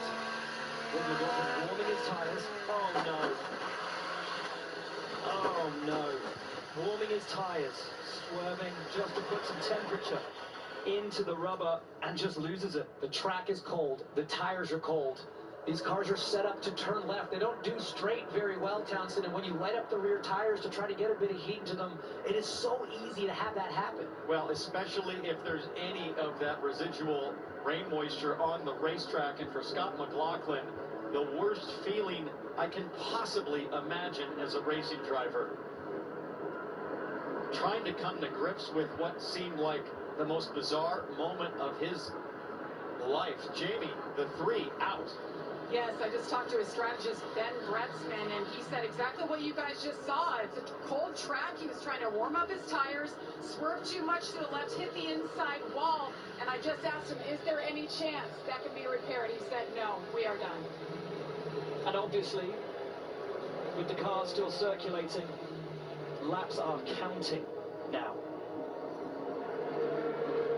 So the lap count has begun at the Indianapolis 500, even though we haven't officially started yet, because, of course, you only have a set number of pace laps before the race officially begins, but it is behind the safety car and under caution.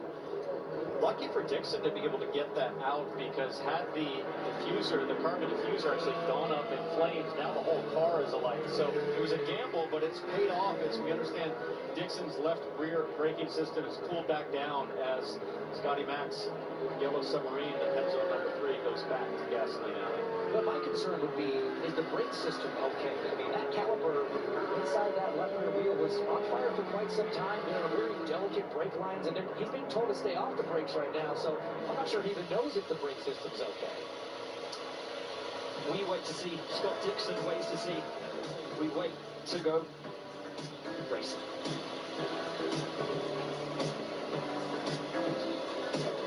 My mental health was better, but uncontrollable movements called TD, tardive dyskinesia, started disrupting my day. TD felt embarrassing. I felt like disconnecting. I asked my doctor about treating my TD and learned about Ingrezza.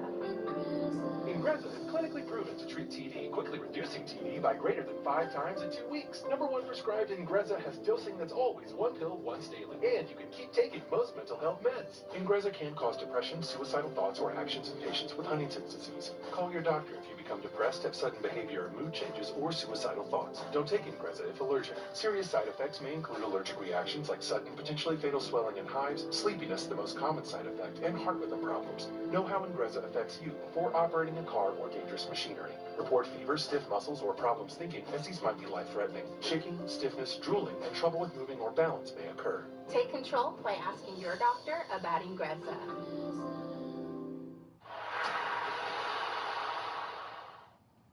Take up to $12,000 off Silverado crew cabs at Len Stoller Chevrolet. Or get 0% financing for 48 months. Plus, get 10% off a great selection of Chevy Trax. Now at the new Len Stoller Chevrolet in Westminster.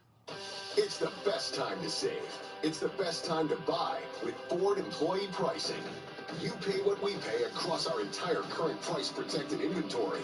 That's employee pricing from the one automaker who assembles the most vehicles in the U.S., Ford. But you must hurry. When the inventory's gone, so are the deals. Now, get employee pricing plus 3.9% financing plus $1,750 bonus cash on Ford F-150. Only at your local Ford dealer. Welcome to Jiffy Lube. How can we call more for you today? Whatever's quick. Please, we got a date with the zoo. No worries. You'll be in and out with a colorful, quick quality oil change. My windows are kind of a mess. We got you. Need a car and courtesy vacuum? You're gonna need a bigger vacuum. Car more. Now I get it. Mommy could use a little self-car. Jiffy Lube. Len Stoller has up to a huge 33% off Chevy Blazers. Or get 0% financing for 60 months. And the all-new Equinox LT is as low as $24,946. Now at the new Len Stoller Chevrolet in Westminster. Fox 45 News holds your elected leaders accountable. Name in history and take their date with destiny to etch their name into racing immortality. And as as they round the final corner. Be prepared for the 109th running of the Indianapolis 500. Difficult circumstances for the rookie Robert Schwarzman, but he gets after it into anger. Sensational stop for the rookie Robert Schwarzman. Passes the ball top to and Ward has a look to the outside. It's Schwarzman. From the corner, side by side back there. Alex Palou going around Rosenquist. Puff of smoke still out of the back of Scott Dixon. And side by side they are. Crash and roll. Marco Andretti got together with Marcus Armstrong. There's Andretti in the 98 car. Steering wheel off. Means Marco's all right, but obviously 10th damage to the left rear, to the right rear. And the curse continues at Indianapolis. It's 20th start. And absolute devastation for Andretti, for Mario, for Michael, most importantly, for Marco. What an eerily familiar resemblance to the 1992 Indy 500. A car crashing on the pace lap. We've had that with McLaughlin, and an Andretti into the wall. Let's see what happened to Marco all the way in the back. 5 wide there. Yeah, he gets hit by Jack Harvey. And then Armstrong, just an innocent bystander. Marco tried to hang on to it. It's so tough. Marcus did well to keep out of that. Looked to me like maybe the 23 Orion Hunter-Reay moved up a little bit, got into his teammate Harvey, and that's what forced Harvey high as we get a late shot here of Marco trying to save it. He was sideways, thought he might get it.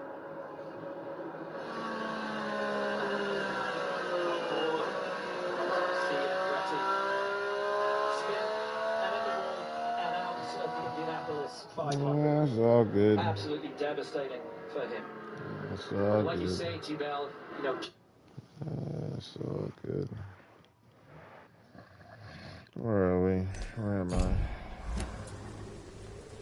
Porto degli Ascoli.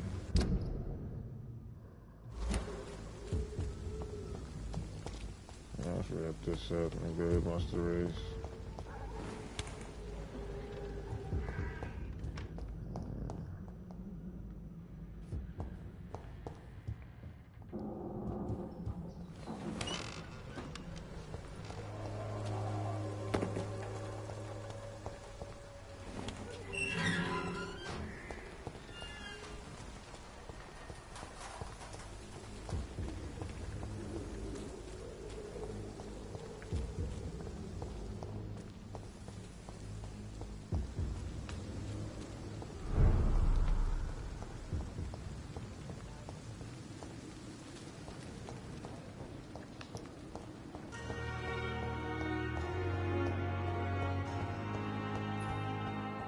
Is she in here?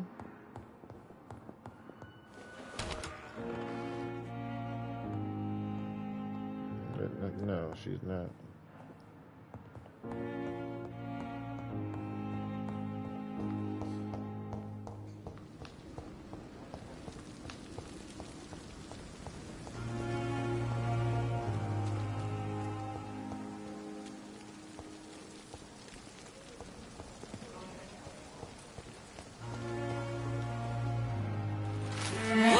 Oh my God.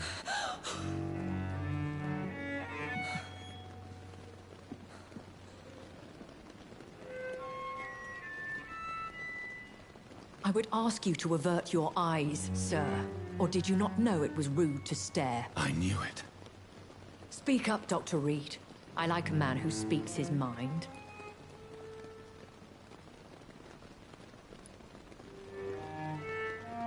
What prevails in the end, I wonder? The desire for blood, or to be of service to man? Spare me your sarcasm, Jonathan. You are but newly born in this world. No need to apologize, my lady. I know exactly what you endure. The situation is somewhat awkward nonetheless. I have not been observed sustaining myself for many decades. I have to say I'm a trifle embarrassed. Anyway, I have concluded my inquiries concerning your blackmailer. I see. Please excuse my agitated state. Under normal circumstances, I wouldn't let anyone see me in this condition. The case is closed. Permanently. You will not be bothered anymore by the woman. And who was this woman? If you must know, she worked under my employ as Nurse Crane. But I'll wager that's not what will be written on her gravestone. You killed her? Is that what you consider discretion and diplomacy, Dr. Reed? I did what I thought was best, and acted accordingly. You will learn that trust is a rare and precious commodity in the Immortals world, my young doctor. And your actions have not induced me to offer you my support.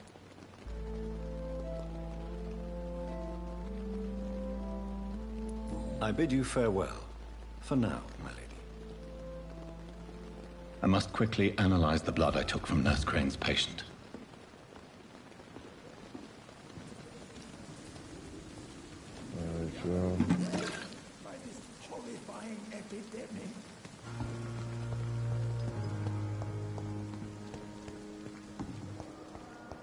Guess we'll pick this up later.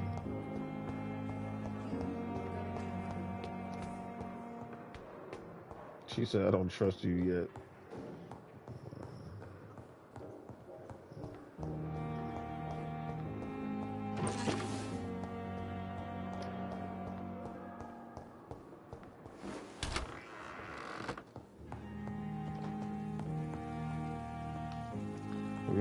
When we get back, that's where we'll begin.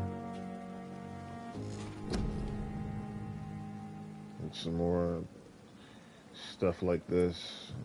Blah, blah, blah, blah. Till then, I'll see you next game. Ta.